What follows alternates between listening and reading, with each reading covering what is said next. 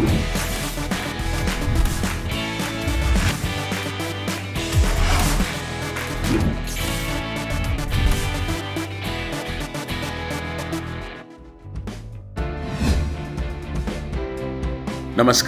खेलों में खास में आप सभी का स्वागत। मैं हूं संजय बैनर्जी।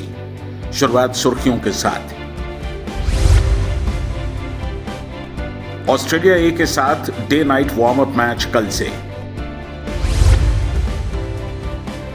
बॉर्डर ने कहा कि वार्नर की जगह मार्श बेहतर विकल्प। दक्षिण अफ्रीका 14 साल बाद पाकिस्तान का दौरा करेगी। मुंबई सिटी एफसी की लगातार चौथी जीत। और आईएसएल में ईस्ट बंगाल का मुकाबला जमशेदपुर से। भारत और ऑस्ट्रेलिया ए के बीच कल से होने वाले day night warm up match के लिए मेजबान टीम ने 12 सदस्यीय टीम में ऑलराउंडर कैमरून ग्रीन और लेग स्पिनर माइकल स्वेप्सन को शामिल कर दिया है। भारत ऑस्ट्रेलिया के बीच 17 दिसंबर से एडिलेड में होने वाले पहले पिंक बॉल टेस्ट से पहले सिडनी में 11 से 13 दिसंबर के बीच ये वार्म अप मैच खेला जाएगा। पहले वार्म अप मैच में ग्रीन ने नाबाद 125 रन की पारी खेली थी। ऐसे में ग्रीन पिंक बॉल से होने वाले वार्म अप मैच में अच्छी तरह से अपना फॉर्म जारी रखने की कोशिश करेंगे ताकि पहले टेस्ट में उनकी जगह पक्की हो सके। वहीं स्वेप्सन ने अपनी गेंदबाजी से सभी को प्रभावित किया। उन्होंने 3 मैच की T20 सीरीज में 5 विकेट अपने नाम किए।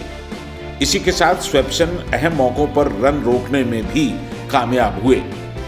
वार्म अप मैच में टीम की कमान एलेक्स कैरी के हाथों में होगी। ऑस्ट्रेलिया ए की टीम में Joe Burns, Sean Abbott, Moises Henriques, Mark Steketee, Harry Conway और विल सदरलैंड को भी शामिल किया गया है। ये सभी ऑस्ट्रेलियाई टेस्ट टीम का भी हिस्सा हैं। Farmer Australian captain Allan Border ने इंजर्ड डेविड वार्नर की जगह पर शॉन मार्श को टीम में शामिल किए जाने की वकालत की है।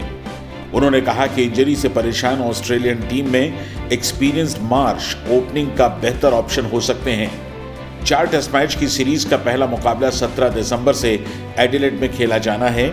ये विदेश में भारत का पहला डे नाइट टेस्ट मैच होगा। ग्रॉइन इंजरी से जूझ रहे ऑस्ट्रेलियन ओपनर डेविड वार्नर बुधवार को पहले टेस्ट से बाहर हो गए। वहीं उनकी जगह टीम में शामिल दूसरे ओपनर विल पुकोस्की भी पहले वार्म अप मैच के दौरान कंकशन का शिकार हो गए थे। ऐसे में ऑस्ट्रेलियन स्क्वाड में सिर्फ जो बर्न्स ही एक ओपनर हैं जो अच्छे फॉर्म में नहीं है। बॉर्डर ने कहा कि मार्नस लेबुशेन और मार्कस हैरिस भी इस जिम्मेदारी को निभा सकते हैं, लेकिन सेलेक्टर्स को 37 साल के मार्श को भी कंसीडर करना चाहिए। मार्श ने शेफील्ड शील्ड में बेहतरीन प्रदर्शन किया है। बॉर्डर का कहना है कि हैरिस भी अच्छे फॉर्म में हैं, लेकिन मार्श टीम में युवा और एक्सपीरियंस प्लेयर्स के बीच का गैप कम कर सकते हैं। जैसा कि आप जानते हैं, मार्श ने अक्टूबर के बाद से अब तक खेली 6 पारियों में 3 शतक और 88 रन की एक पारी खेली है। इस बीच टीम के हेड कोच जस्टिन लैंगर ने कहा है कि वार्नर की चोट में इंप्रूवमेंट हो रहा है और हमें उम्मीद है कि वो दूसरे टेस्ट मैच से पहले पूरी तरह से फिट हो जाएंगे। हमारे साथ मौजूद हैं भारतीय क्रिकेट टीम के फॉर्मर प्लेयर, सेलेक्टर और कोच अशोक मल्होत्रा। अशोक जी, एलन बॉर्डर का एक बड़ा इंटरेस्टिंग खबर आई है उनकी, और उन्होंने कहा है कि शॉन मार्श को डेविड वार्नर की जगह पर टीम में ओपनिंग के लिए लिया जाना चाहिए। देखिए, एलन बॉर्डर का नजरिया, मैं जानता हूँ शॉन मार्श को पहले भी काफी समय ट्राई किया गया, वो इस कसौटी पर खड़े नहीं उतरते। इक्का दुक्का मैच में रन करते हैं, फिर बाकी मैचेस फ्लॉप हो जाते हैं। पुरवोस्की के लिए काफी ऐसा लगता है कि उनकी खेलने की पूरी संभावना, और अगर वार्नर नहीं खेलते तो फिर दो बर्न्स और पुरवोस्की जिन्होंने अच्छा प्रदर्शन नहीं किया इंडिया ए के विरुद्ध, लेकिन ऐसा लगता है कि ऑस्ट्रेलियाई चयनकर्ताओं ने अपना मन बनाया हुआ इन दोनों बल्लेबाजों के लिए। तो मेरे को ऐसा लगता है इन्हीं दोनों से शायद ओपन कराई जाएगी। शॉन मार्श निश्चित रूप से बिग बैश में अच्छा जरूर खेले, लेकिन जो चयन करता है उनका ऐसा लगता है कि उनका मन कम से कम इस समय शॉन मार्श पर नहीं है, क्योंकि शॉन मार्श, उस्मान ख्वाजा कुछ ऐसे खिलाड़ी हैं जिन पर निश्चित रूप से दाव खेला जा सकता है, लेकिन चयन करता इस समय शायद उनके बारे में इतने इंटरेस्टेड नहीं। अशोक जी, पुकोस्की का जहां तक सवाल है, वो कंकशन से गुजर रहे हैं, प्रैक्टिस मैच में उनको वो लगी थी चोट, तो शायद वो इस मुकाबले में ना हो। तो ऐसे में अगर बर्न्स को लेते भी हैं तो उनके साथ कौन होगा, ये एक सवाल है। फिर शॉन मार्श को मौका मिल सकता, क्योंकि जिस तरह बिग बैश में अच्छा खेला है, क्योंकि उस्मान ख्वाजा काफी समय से आउट ऑफ फॉर्म चल रहे हैं, तो उनकी संभावना नहीं तो मार्क हैरिस एक और ऐसे बल्लेबाज हैं। लेकिन हैरिस का भी जो बल्ला है भारत के विरुद्ध ज्यादा बोला नहीं, तो ऐसा लगता है फिर शॉन मार्श की खेलने की संभावना हो सकती, क्योंकि उनके पास वो अनुभव है, उनके पास ओपन करने का काफी बड़ा अनुभव है, और फिर दिग्गज खिलाड़ी अनुभवी खिलाड़ी हैं। हालांकि उनका रिकॉर्ड अंतर्राष्ट्रीय स्तर पर उतना अच्छा नहीं। ये लेबुशेन की क्या स्थिति हो सकती, क्या उनसे भी ओपनिंग कराई जा सकती? नहीं, लेबुशेन से ओपन नहीं कराएंगे, क्योंकि लेबुशेन 3 नंबर पर बहुत बेहतर प्रदर्शन कर रहे हैं। 3 लेबुशेन, 4 पे स्मिथ, ये उनका सेटल्ड बल्लेबाज है। उस लेबुशेन को बलि का बकरा नहीं बनाने वाले, क्योंकि लेबुशेन उनके लिए बहुत महत्वपूर्ण खिलाड़ी।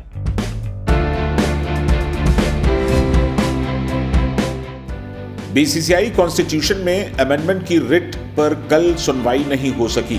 सुप्रीम कोर्ट अब जनवरी के तीसरे हफ्ते में इस मामले में सुनवाई करेगा। तब तक बोर्ड प्रेसिडेंट सौरभ गांगुली और सचिव जय शाह अपने पद पर बने रहेंगे। कोर्ट में बीसीसीआई के ट्रेजरर अरुण धूमल ने रिट एप्लीकेशन लगाई थी। पिछले साल अक्टूबर में चुने गए गांगुली, शाह और जॉर्ज का कार्यकाल कुछ महीने पहले ही खत्म हो चुका है। आज के डेवलपमेंट के बाद गांगुली अब 24 दिसंबर को होने वाली एजीएम की अध्यक्षता भी कर सकेंगे। इस दौरान शाह भी मौजूद रहेंगे। रिट में यह भी कहा गया था कि बीसीसीआई ने पिछले साल हुई एजीएम में 9 अगस्त 2018 से लागू कूलिंग ऑफ पीरियड में जाने के नियम में संशोधन कर अपने ऑफिशियल्स के कार्यकाल को बढ़ाने की मंजूरी दे दी थी।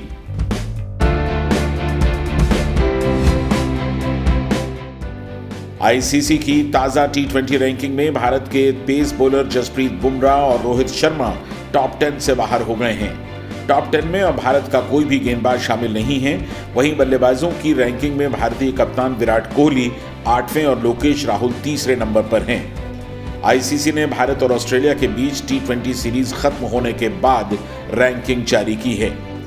ऑस्ट्रेलिया के खिलाफ सीरीज में कोहली शानदार फॉर्म में थे। उन्होंने 3 मैच में लगभग 45 की औसत से 134 रन बनाए। इनमें कोहली द्वारा अंतिम टी20 में बनाए गए 85 रन भी शामिल हैं। वहीं राहुल ने 3 मैचों में 81 रन बनाए थे। बॉलर्स की लिस्ट में अफगानिस्तान के राशिद खान और मुजीबुर रहमान टॉप 2 प्लेसेस पर काबिज हैं।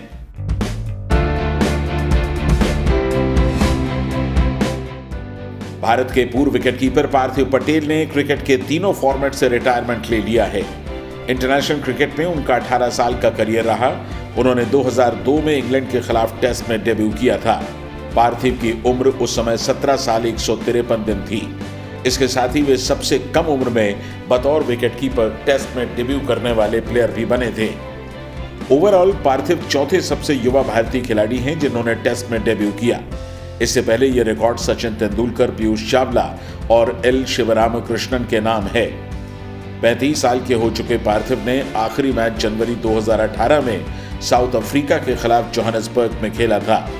उन्होंने आखिरी वनडे 12 फरवरी 2012 को श्रीलंका के खिलाफ ब्रिस्बेन में खेला था।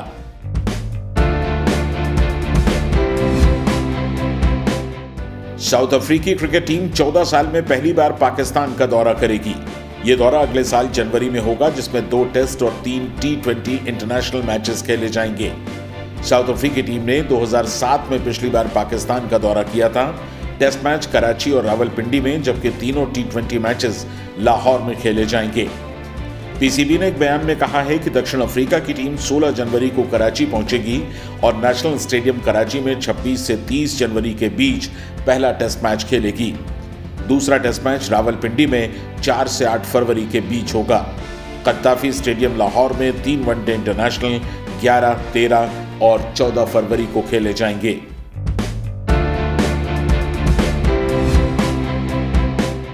इस बीच इंग्लैंड क्रिकेट टीम भारत दौरे से पहले अगले महीने गोल्ड स्टेडियम में बिना दर्शकों के खाली स्टेडियम में श्रीलंका के साथ 2 टेस्ट मैच खेलेगी। England and Wales Cricket Board ने यह जानकारी दी। ये सीरीज आईसीसी टेस्ट चैंपियनशिप का हिस्सा होगी। पहला टेस्ट 14 से 18 जनवरी के बीच और दूसरा 22 से 26 जनवरी के बीच होगा। ये दौरा मार्च में होना था, लेकिन वार्म अप मैचों के बाद कोविड-19 के चलते इसे पोस्टपोन कर दिया गया था। इंग्लैंड की टीम 2 जनवरी को चार्टर्ड फ्लाइट से श्रीलंका के लिए रवाना होगी और हम्बनटोटा में क्वारंटीन करेगी। इस दौरान टीम ट्रेनिंग भी कर सकेगी। इंग्लैंड ने आखिरी बार श्रीलंका का पूर्ण दौरा 2018 में किया था।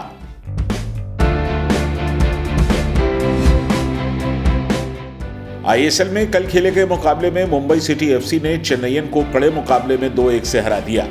इस जीत के साथ ही पहले से टॉप पर बनी हुई मुंबई सिटी एफसी की स्थिति और मजबूत हो गई है।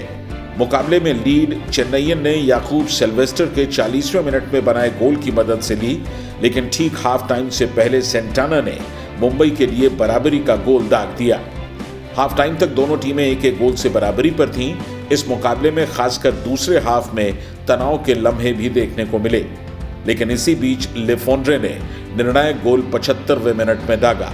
मुंबई सिटी एफसी की लीग में ये लगातार चौथी जीत है और वो 5 मैच से 12 पॉइंट्स लेकर टॉप पर हैं। वहीं दूसरी ओर चेन्नईयन की टीम अभी 8वें नंबर पर है। 4 में से उन्हें सिर्फ 1 मैच में जीत मिली है। और ब्यौरा अभिषेक झा से।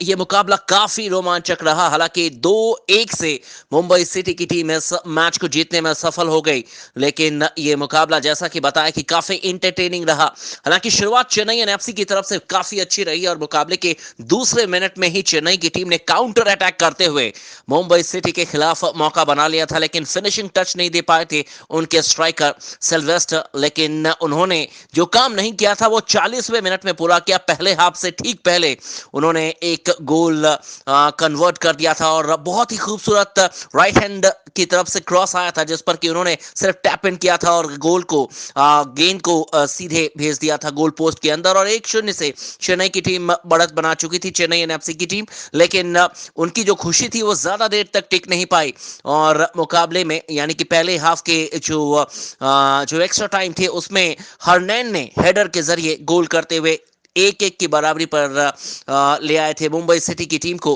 और उसके बाद दूसरे हाफ की जैसे ही शुरुआत हुई मुंबई सिटी की टीम लय में नजर आती हुई और फॉन्ड्रे ने 75वें मिनट में गोल करते हुए 2-1 से जो जीत है वो मुंबई सिटी की टीम को दिला दी। ये चौथी जीत है 5 मैचेस में और इस समय पॉइंट्स टेबल पर मुंबई सिटी की टीम नंबर 1 पोजीशन पर है।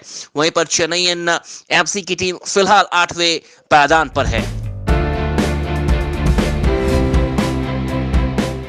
आईएसएल में आज ईस्ट बंगाल का मुकाबला जमशेदपुर एफसी के साथ होगा। लीग में पहली बार खेल रही ईस्ट बंगाल अपने शुरुआती तीनों मैचेस हार चुकी हैं। टीम अपना चौथा मैच आज तिलक मैदान पर खेलेगी और सीजन में पहली जीत अपने नाम करेगी। ईस्ट बंगाल इस सीजन में अब तक एक भी गोल नहीं दाग पाया है। उसने बॉक्स के अंदर अब तक कुल मिलाकर सिर्फ 17 शॉट्स लिए हैं, जो लीग में दूसरा सबसे कम आंकड़ा है। ईस्ट बंगाल 3 मैचेस में अब तक 7 गोल भी खा चुकी है और उसके लिए स्टार स्ट्राइकर नेरका वोल्स्किस को रोकना बहुत मुश्किल होगा, जो लीग में अब तक 4 मैचों में 5 गोल दाग चुके हैं। दूसरी तरफ जमशेदपुर की टीम ने पिछले मैच में जीत की हैट्रिक लगा चुकी एटी के मोहन बगान को 2-1 से हराकर उसे लीग में पहली शिकस्त दी थी। जमशेदपुर ने पिछले 3 मैचेस में क्लीन शीट हासिल की है। जमशेदपुर ने पिछले 4 मैचों में 6 गोल किए हैं, जिसमें से 5 नेरका वोल्स्किस ने अकेले ही किए हैं।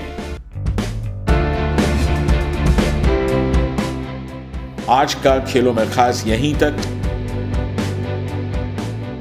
स्पोर्ट्स अपडेट्स, वीडियोस और ब्लॉग्स के लिए आप हमारी वेबसाइट sportszindagi.com जरूर विजिट करें।